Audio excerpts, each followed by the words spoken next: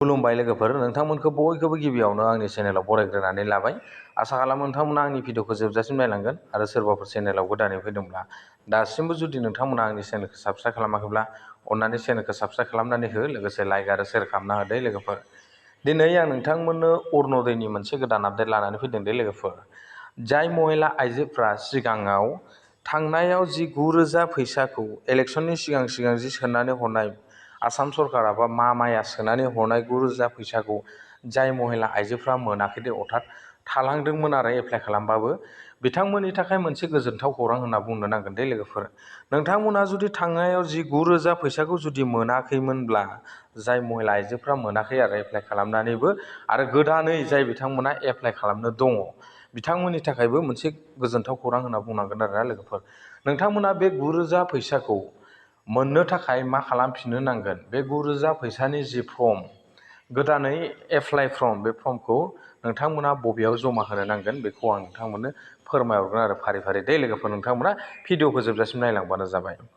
जाय महिला आइजोफ्रा 9,000 फैसाखौ सिगाङाव मोनाखैमोन, अर्थात गोदानै एप्लाइ खालामनो थालांदोंमोन सोरबा बायदिया, बिथांमोना 9,000 फैसाखौ मोनफिननो थाखाय नोंथांमोना बेनि जि फर्म जमा होनाय बा बेनि जि डकुमेन्ट्स जमा होनाय, बे हाबाफारिया दा सोलिबाय दं आरोना लोगोफोर। जाय महिला आइजोफ्रा मोनाखै दे, मोनैफोरनि थाखायल', आरो जाय महिला आइजोफ्रा एप्लाइ खालामनो थालांदोंमोन।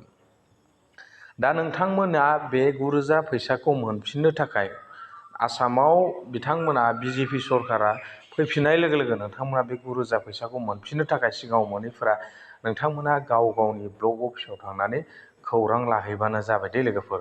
दा बेयो जोंनि जि ब्लक अफिसाव बेनि जि हाबाफारि बा बेनि जि खामानि, 9,000 फैसानि जि गोदान फर्म साबमिट होफिननाय, बे खामानिया दा सोलिबाय दं दे लोगोफोर।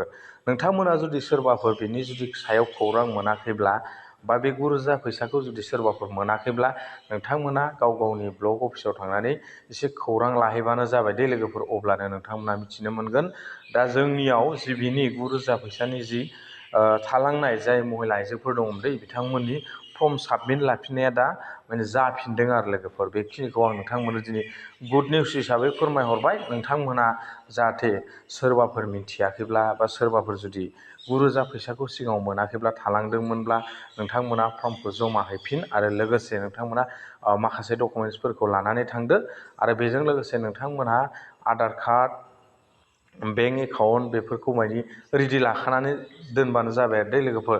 आं बेखिनिखौ दिनै नोंथांमोननो फोरमायहरबाय। दानिया लोगोफोर, PM किसाननि जि 23 इनस्टलमेन्ट हाबनायनि सिगांनो नोंथांमोना लेन्ड सेन्डिंखौ बोरैहाय आपडेट खालामो गाव गावनि मबाइल फननि गेजेरजों, बेखौ आं नोंथांमोननो दिनै फोरमायहरगोन दे लोगोफोर। आरो नोंथांमोना जुदि 23 इनस्टलमेन्टखौ माब्ला मोनगोन बेखौबो आं नोंथांमोननो एसे फोरमायखाबावनो दै। नोंथांमोना 23 इनस्टलमेन्टखौ थांनाय बोसोरनिखौ नायोबा जुलाइ मासाव मोन्दोंमोन दे लोगोफोर। दा नै जुन जाबाय नालाय, जुलाइ मासाव नोंथांमोना बे 23 इनस्टलमेन्टखौ मोनहैनो हागौ। नाथाय बेवहाय जेबो फिक्स डेट ओंखारना फैयाखै लोगोफोर। नोंथांमोना मान हिसाबै हमोब्ला, थांनाय बोसोरफोरनि सिगां बोसोरफोरनिखौ नायोब्ला जुलाइ मासाव नोंथांमोना बे 23 इनस्टलमेन्टनि फैसाखौ नोंथांमोना मोनहैगोन। दा जाय बिथांमोना बा जाय आबादारिफ्रा बे PM किसाननि सिगांफोरनि जि फैसा, किस्तिनि फैसा, बेफोरो जुदि पेन्डिं जानानै थादोंब्ला, बा लेन्ड सेन्डिं प्रब्लेम जानानै दंबा, बा माखासे नोंथांमोननि डकुमेन्ट्सफ्रा प्रब्लेम जानानै दंब्ला, नोंथांमोना बेखौ बोरैहाय गाव गावनि मबाइल फननि गेजेरजों सल्युसन खालामनो हायो, बेखौ आं दिनै नोंथांमोननो फारि फारि दिन्थिलांगोन दे लोगोफोर। नोंथांमोना जोबजासिम नायलांबानो जाबाय। गिबियावनो नोंथांमोना PM किसाननि अफिसियेल वेबसाइटआव फैदो दे लोगोफोर। आं बेवहाय PM किसाननि अफिसियेल वेबसाइटआव फैबाय आरो लोगोफोर। दा बेनि उनाव नोंथांमोना नै बेवहाय लिरनाय दङना, नैबेयाव दंना इडिट आपडेट सेल्फ रेजिस्ट्रेसन, बेवहाय नोंथांमोना नोंथांनि जेसेबां बाय'डाटाफोर दङ, नोंथांनि जेसेबां एड्रेसफोर बेवहाय फिलआप खालामदोंमोन, बेखौ नोंथांमोना अनलाइननि गेजेरजों इडिट खालामफिननानै लानो हागोन आरो। जुदि नोंथांनिया मायबा मोनसे गोरोन्थि दङब्ला, लेन्ड सेन्डिंआनो गोरोन्थिथा, बा नोंथांनि एड्रेसानो गोरोन्थिथा, बा मबाइल नाम्बारानो गोरोन्थि जानानै था, बेफोरखौ गासिबो नोंथाङा नैबेवहाय इडिट आपडेट सेल्फ रेजिस्ट्रेसनाव नोंथांमोना इडिट खालामनानै लाहैनो हागोन आरो लोगोफोर। दा आं बेवहाय नोंथांमोननो क्लिक खालामनानै दिन्थिनोसै दे लोगोफोर। नैबेवहाय क्लिक खालामनाय लोगो लोगोनो दानिया नोंथांमोननाव मा बिगोन? नोंथांनि आधार कार्ड नाम्बारखौ बिगोन दे लोगोफोर। नोंथांनियाव जि आधार कार्ड नाम्बार दं बे आधार कार्ड नाम्बारखौ नोंथांमोना PM किसान एप्लाइ खालामनो होदोंमोन बेखौ बेवहाय होबानो जाबाय। बेनिफ्राय नैबेयाव केपचार कड दंना बे केपचार क'डखौ बेवहाय नोंथाङा बहायनांगोन। बेनि उनाव सार्च खालामनांगोन।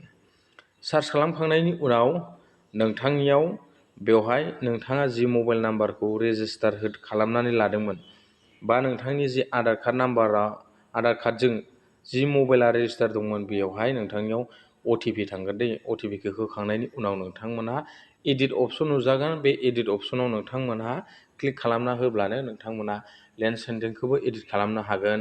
आरो बेजों लोगोसे नोंथांनि जेसेबां एड्रेसफोर दङ फुल जानानै थानाय बा मायबा मोनसे नोंनि पस्ट अफिसनि पिन क'डफोरा जुदि फुल जानानै दंब्ला नोंथाङा बेवहाय एडिट खालामनानै लाहैनो हागोन आरो लोगोफोर।